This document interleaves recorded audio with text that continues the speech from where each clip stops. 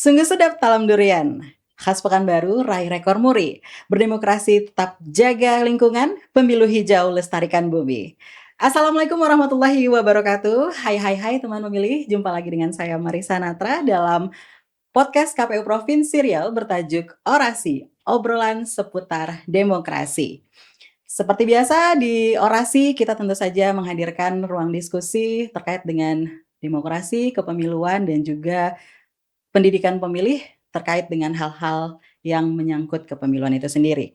Nah, podcast kita kali ini, kalau teman pemilih menyimak terkait dengan pemilu, pasti yang terlintas di awal adalah, tentang kampanye atau TPS, surat suara, bahkan proses penghitungan suara itu sendiri. Namun pernahkah kita terlintas di benak kita bersama bahwa apakah pemilu ini ada kaitannya dengan dampak lingkungan? Mulai dari penggunaan kertas misalnya, alat peraga kampanye, sampah plastik, hingga jejak karbon dari berbagai aktivitas penyelenggaraan pemilu itu sendiri. Lalu bagaimana sebenarnya agar pelaksanaan demokrasi ini tetap bisa berlangsung dengan baik tanpa meninggalkan atau mengabaikan kelestarian lingkungan? Nah, itulah yang akan kita bahas kali ini teman pemilih, tentang bagaimana pemilu itu sendiri tetap berjalan lancar namun tanpa mengabaikan kelestarian lingkungan. Saat ini kita sudah bersama dengan salah satu aktivis lingkungan, ya. Beliau ini merupakan koordinator salah satu LSM yang ternama sudah di Riau, yaitu Koordinator Jikalahari, Jaringan Kerja Penyelamat Hutan Riau. Langsung saja kita sapa Bapak Oktoyugo Setio SEME. Selamat siang, selamat pagi, selamat malam.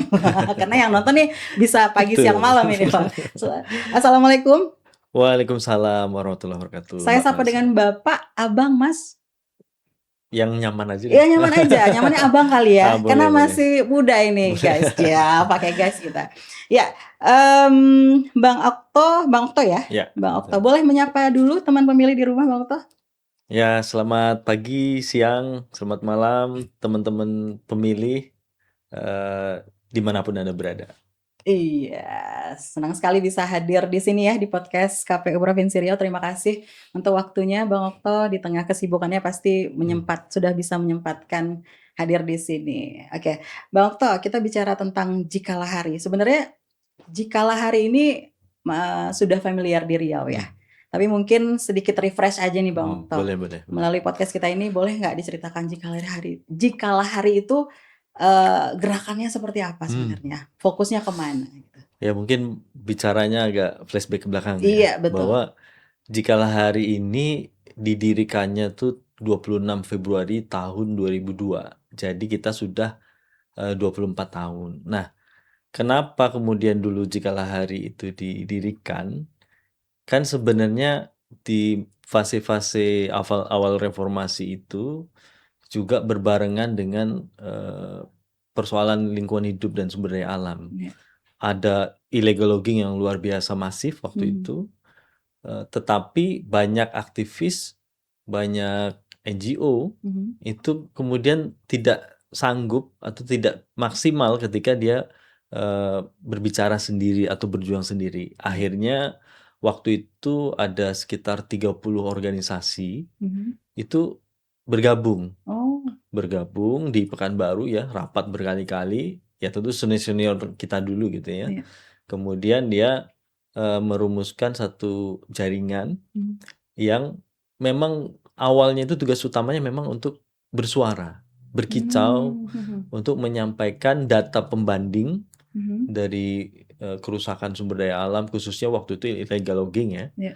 Yang datanya itu kan kalau versi pemerintah atau versi perusahaan itu baik-baik, tapi versi masyarakat sipil itu yang perlu juga ada supaya lebih adil dan berimbang. Nah, akhirnya 26 Februari itu didirikanlah 26 Jaringan Februari Kerja 2002. 2002. Jaringan Kerja Penyelamat Hutan Riau. Itu awalnya, dan sampai sekarang kita masih memiliki 19 lembaga anggota ya. 19. 13-nya itu LSM lokal, ada di Pekanbaru, ada di Bengkalis, ada Mhm. di Indragiri Hilir, Mhm. kemudian ada di Indragiri Hulu juga. Mhm. Kemudian ada 6 mahasiswa pecinta alam Mhm.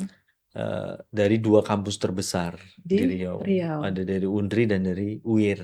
Oh, Nah, iya iya iya. itu yang masih berjalan sampai saat ini, dan Mhm. kerja-kerja kita banyak untuk 3 hal ya. Mhm. 1, advokasi kebijakan dan hukum. Advokasi kebijakan dan hukum. Kemudian yang kedua, kita banyak untuk pendampingan masyarakat Mhm. dan pemberdayaan ya, khususnya masyarakat di sekitar hutan.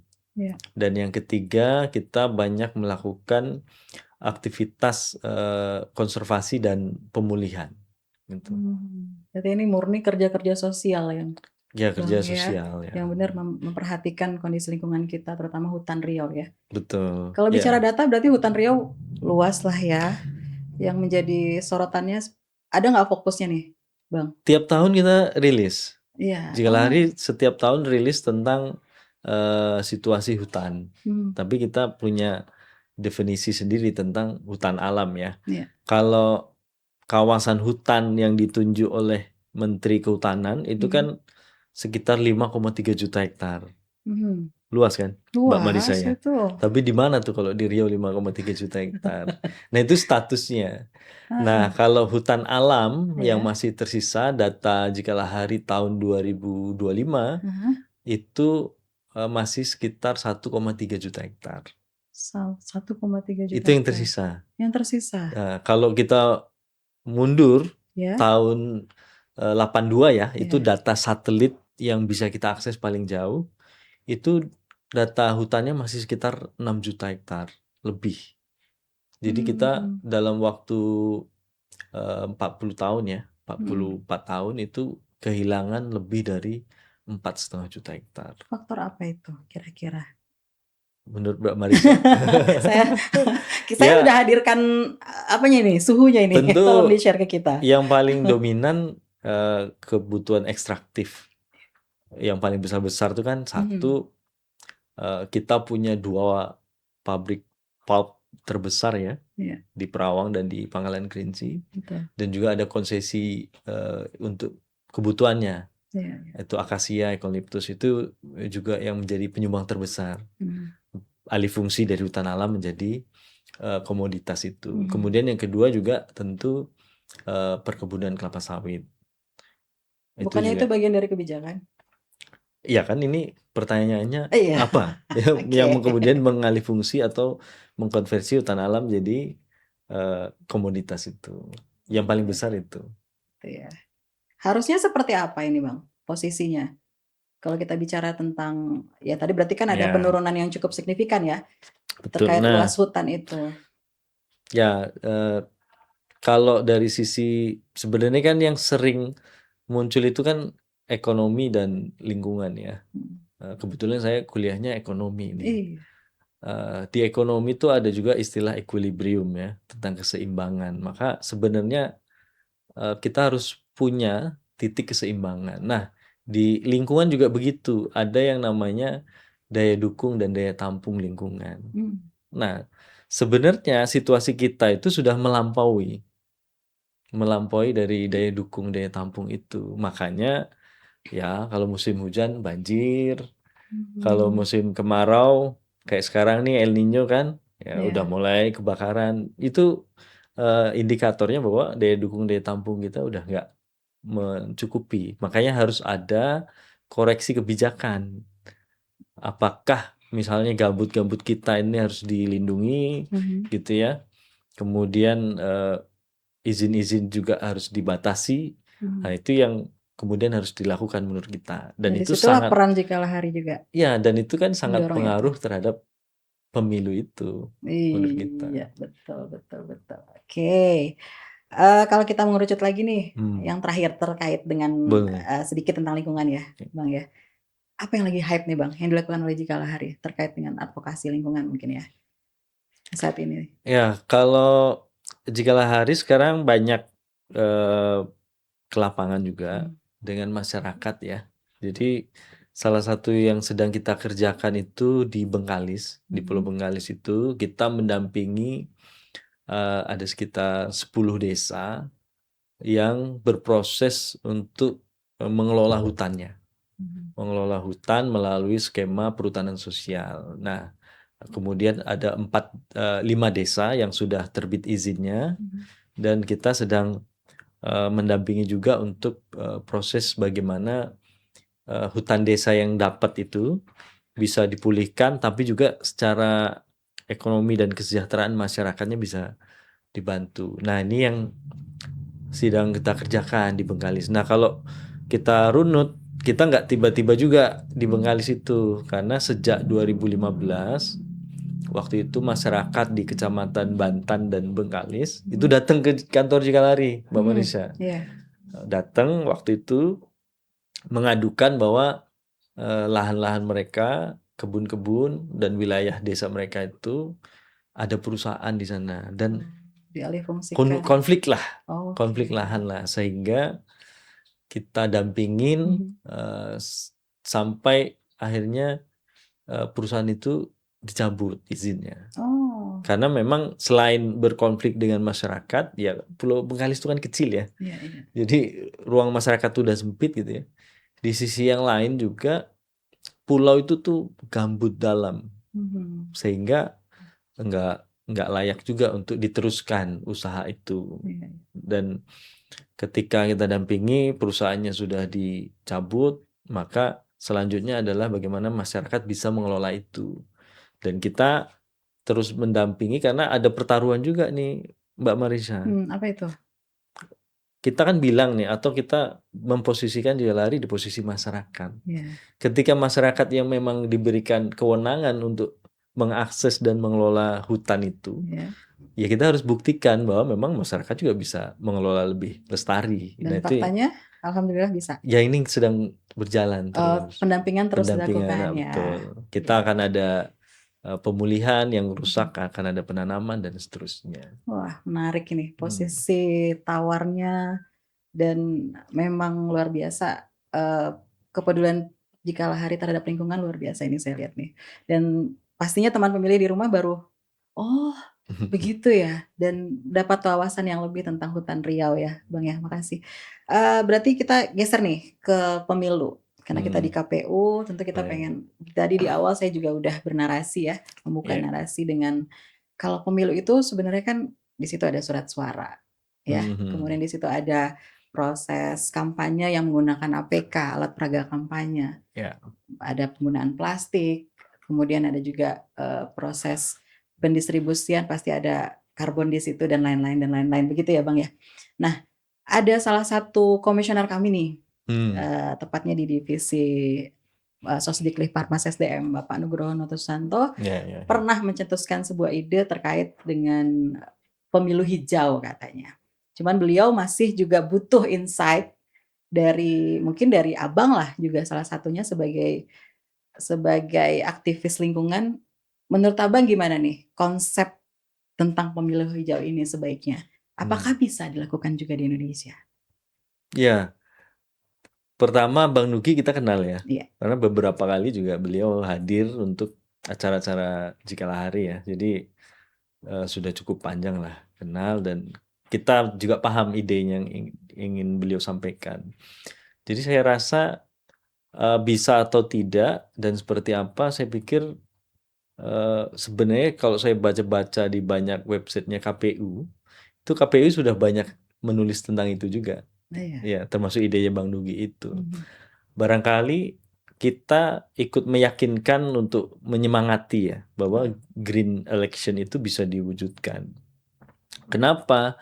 Karena sebenarnya mandat daripada Undang-Undang Dasar kita gitu ya, untuk misalnya di pasal hak asasi manusia gitu ya, itu kan menyebut bahwa setiap warga negara itu berhak atas lingkungan hidup yang sehat dan baik gitu ya.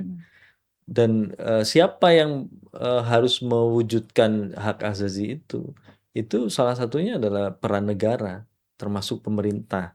Yang saya pikir KPU penyelenggara negara juga gitu ya, yang juga masuk rumpun pemerintah, sehingga ada kewajiban untuk KPU itu menjalankan bagaimana setiap warga negara itu untuk punya kesempatan untuk terpenuhi haknya mendapatkan lingkungan hidup yang baik dan sehat. Nah, mungkin saya justru menambahkan Mbak Marissa, kalau bicara tentang tadi teknis itu memang sangat penting ya. Penting untuk dilaksanakan, maksudnya tentang teknis bagaimana kita mengurangi emisi karbon tadi dari pelaksanaan pemilu. Itu satu hal. Yang kedua juga menurut kami yang penting dari KPU yang mungkin bisa dilaksanakan adalah bagaimana mengikat si para calon atau yang ikut kontestasi pemilu itu untuk juga punya komitmen terhadap lingkungan. Oh, lebih ke situ ya. Karena kan kalau pemilu paling kita 6 bulan atau 1 tahun yang betul-betul berjalan yang ada efek lingkungannya gitu ya. Tapi si para kandidat yang kemudian terpilih menjadi pejabat yang kemudian itu adalah produknya KPU juga, itu punya 5 tahun dia yang juga punya kesempatan untuk memulihkan lingkungan atau sebaliknya kesempatan untuk merusak lingkungan yang tadi berdasarkan konstitusi kita harus baik dan sehat itu. Lebih kepada komitmen ya. Ya, jadi 2 hal lah sebenarnya tugas KPU menurut kita. Satu, proses teknisnya itu bisa dilakukan lebih rendah emisi gitu ya, lebih Contohnya ramah gimana nih lingkungan. Bang? Apakah kertas diganti dengan apa gitu? Nah, ini kan juga tentu kita bisa melihat praktek election di berbagai negara ya, dan di banyak tempat lah. Misalnya di Amerika, di Eropa gitu ya, di Jerman dan seterusnya. Itu kan mereka memang sudah menggunakan digital ya, vote itu. Tapi untuk apakah bisa di Indonesia, mungkin Tapi agak butuh rentan waktu. juga itu ya Bang ya. Nah, butuh waktu. Setidaknya saya baca juga ada 3 hal lah yang harus dipersiapkan. Pertama, regulasi. Ya, kita kalau regulasinya nggak disiapkan, ya nggak mungkin juga. Kenapa? Misalnya undang-undang pemilu kita masih bilang pemilihannya menggunakan kertas, kemudian pemilunya pencoblosan dihitung berjenjang.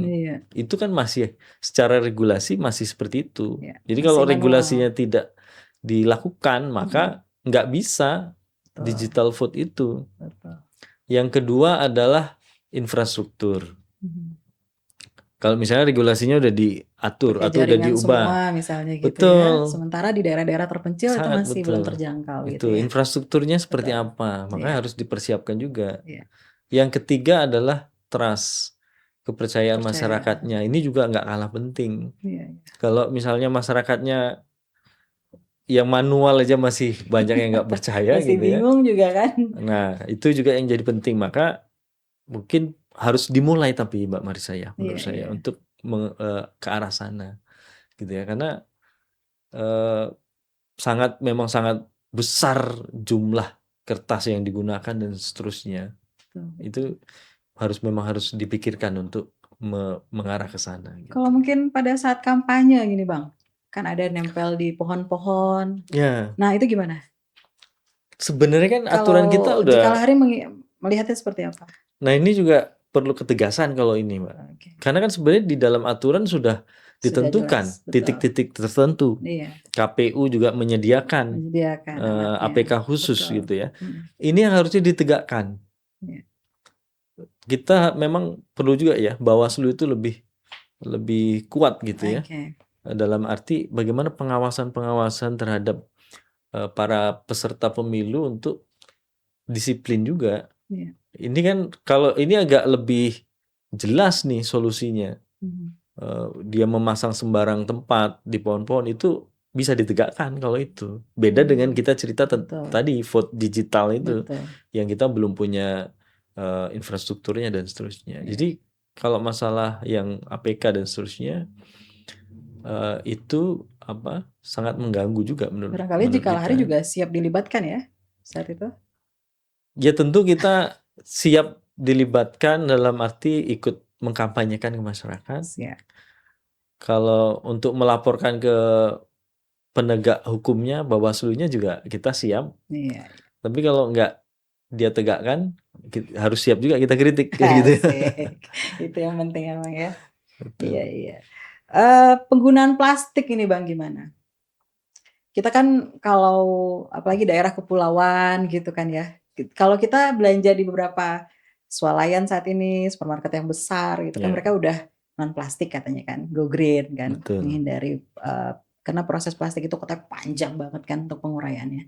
Nah, sementara kita kayaknya agak sulit nih untuk menghindarinya. Ada usulan lain nggak Ya, kalau untuk bicara sampah plastik ya, selain APK, mm, sebenarnya ini bukan hanya masalah di pemilu sebenarnya. Karena persoalan sampah plastik ini luar biasa juga ya. Bukan hanya saat momen pemilu nih Mbak Marisa, tapi setiap hari itu kan apa seperti terbiarkan. Saya nggak tahu nih, mungkin perlu juga lebih keras dan proses pendidikan ke masyarakatnya satu sisi, ya, yang kedua adalah juga kepada produsennya. ya. Karena gini juga, kadang kita berkampanye nih untuk hemat plastik Mhm, dan seterusnya gitu ya ke mhm, masyarakat. Di sisi yang lain, si produsen itu justru menciptakan sampah plastiknya itu sendiri. ya sebagai Misalnya kemasannya ya. kemasannya, Pak. Betul. Misalnya ada produk dulu misalnya apa minyak atau apa gitu kan Ya, 5 kilo atau 5 liter, ya, kemudian diturunkan lagi ada 2 liter, ya. turunkan lagi 1 liter. Sekarang saset lagi. Jadi Yang ini dilarang, yang ini malah betul. Nah, berkembang gitu ya. kayaknya kan apa kebanyakan itu hilirnya. Ya, Masyarakatnya aja yang dipaksa seolah-olah untuk betul. tidak mengkonsumsi plastik berlebihan. Mhm, Tapi sisi produsennya mhm. itu justru apa namanya bertambah terus. Semua ada sasetnya sekarang. Betul, betul, betul. Sampai beras ada saset juga kan sekarang. Iya ada itu. itu Berarti kalau itu balik ke problemnya. proses pemilu kita kan pada saat proses distribusi nih Bang. Hmm. Untuk perlindungan itu memang kita butuh bahan-bahan plastik kan Bang. Untuk misalnya kayak daerah kepulauan gitu Ya, kan, ya, ya. penyeberangan kan rentan itu kertas, surat suara kalau nggak dilindungi sama plastik kan agak Betul. susah itu Bang. Kira-kira gimana nih? Ada Ya, masukan lain nggak? Mungkin ada bahan-bahan lain yang kami nggak terpantau nih, yang fungsinya mungkin hampir sama dengan plastik misalnya begitu. ya memang pada idealnya itu Hmm. kan yang tadi seperti di banyak negara tadi ya. Hmm. Vote Ya, digital seandainya gitu-gitu itu ya. tidak bisa dilaksanakan. Sebelum ke sana ya Hmm. memang eh, Ada barang substitusi. harusnya adalah yang dilakukan adalah penggunaan barang-barang yang tidak sekali pakai. Mhm. Misalnya ya. Saya juga nggak tahu kenapa misalnya kayak bilik suara itu kan Hmm. dulu pakai material seng ya, Ya. besi. Itu bisa dipakai berkali-kali, tapi akhirnya itu juga diganti. Nah, ini yang kemudian justru memang mencari lebih mudah tapi berdampak pada eh, lebih banyak sampah dan seterusnya. Jadi Oke. kalau misalnya membutuhkan apa plastik perlindungan dan seterusnya, ya coba harus pada material yang bisa digunakan berulang-ulang. Oh. Karena pilkada, pemilu dan seterusnya itu tidak dilakukan sekali. Tapi kan sebenarnya yang paling banyak eh, menjadi sampah dan plastik dan seterusnya itu Mhm. yang tadi bisa dicegah seperti APK-APK para kandidat, partai Iya. politik dan seterusnya. Itu deh yang bisa kita maksimalin dulu, Mbak. Kalau memang Iya. harus masih diperlukan, ya mau tak mau itu dilaksanakan gitu ya dengan catatan-catatan tadi, pakai material yang bisa dipakai berulang dan Mhm. seterusnya gitu. Iya, iya, iya. Berarti itu masukan juga lah buat KPU ya, Betul. Bang ya. Luar biasa. Baik, berarti terkait dengan komitmen itu juga jadi penekanan ya. Ke depannya kalau bisa Hmm, si calon itu punya komitmen lebih terhadap lingkungan. Begitu ya harapan dari Jika Lari, betul? betul, betul. Nah, sebenarnya eh, dua hal nih, Mbak. Mhm. Selain juga tentang bagaimana kita mengikat si kandidat gitu ya. Tapi juga kita eh, jika lari nggak sendirilah ya maunya ya dengan mungkin dengan KPU juga bagaimana kita mengarusutamakan isu-isu lingkungan sebenarnya bukan terbatas pada proses pelaksanaan pemilu tapi masyarakat juga harus tahu apa yang mereka rasakan itu setiap hari, setiap waktu itu berkaitan dengan kebijakan lingkungan. Ini yang seolah-olah kan selalu isu lingkungan ini tidak top. Topnya infrastruktur, pendidikan, pangan murah dan seterusnya misalnya. Padahal isu-isu di masyarakat itu yang juga sangat dekat adalah isu-isu lingkungan juga, banjir, ya sampah tadi, kemudian bencana asap, kebakaran hutan, konflik lahan dan seterusnya.